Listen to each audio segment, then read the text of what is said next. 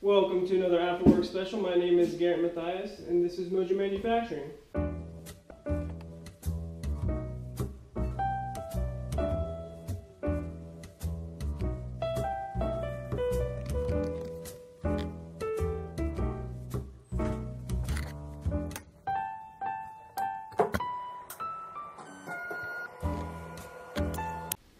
So we're finally getting somewhere. I got some of this aluminum stock. It's 3/4 of an inch and it's 14 inches long and 5 inches wide.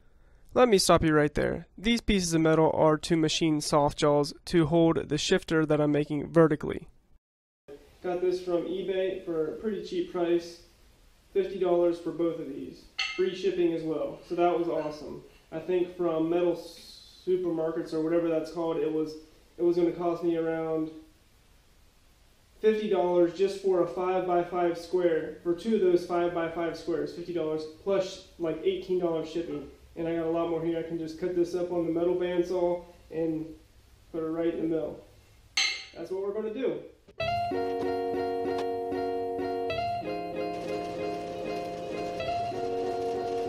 Before we go any further, I'd like to point out that I made a lot of mistakes in this one.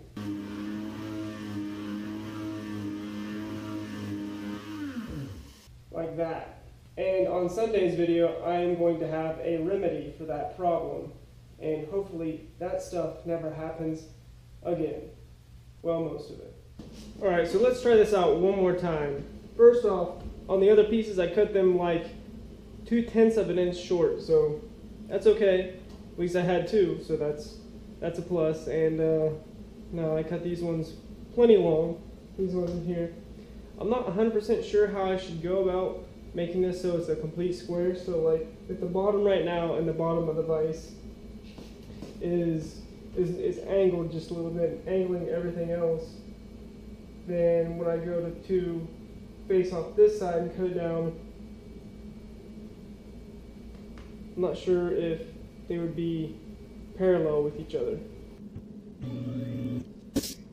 Okay, so I just set my Z0 at the bottom of the vise.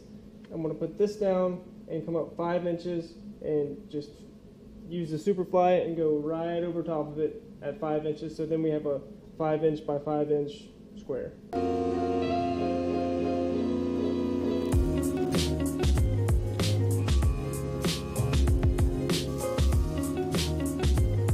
don't know if you can see it. 5.001. Nice, that'll work.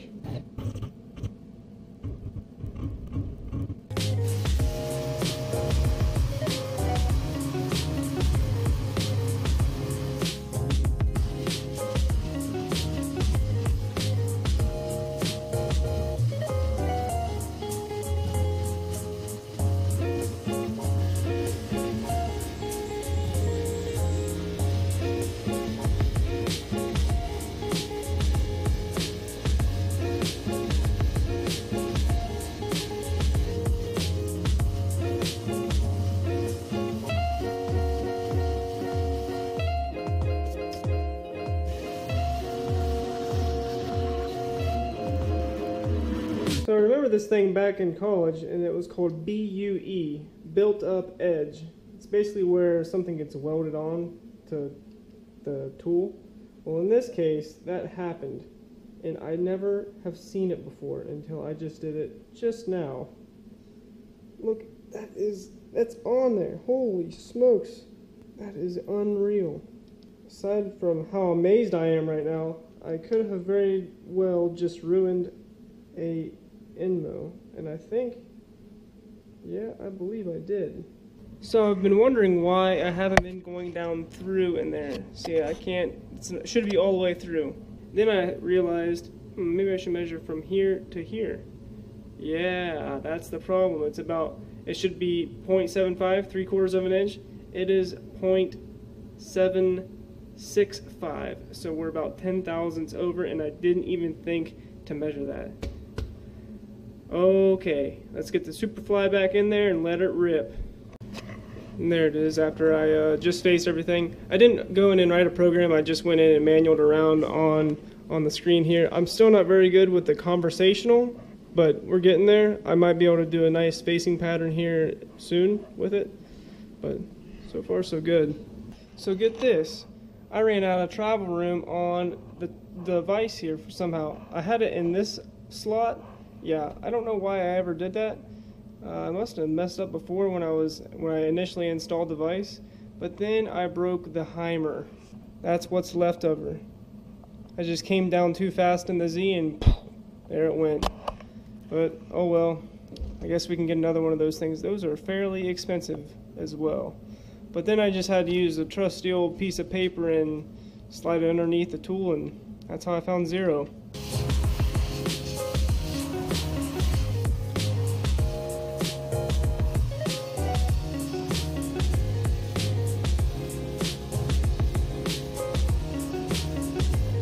So here we have our shifter that's still not machined because I still don't have the soft jaws, but that's okay. We got this far.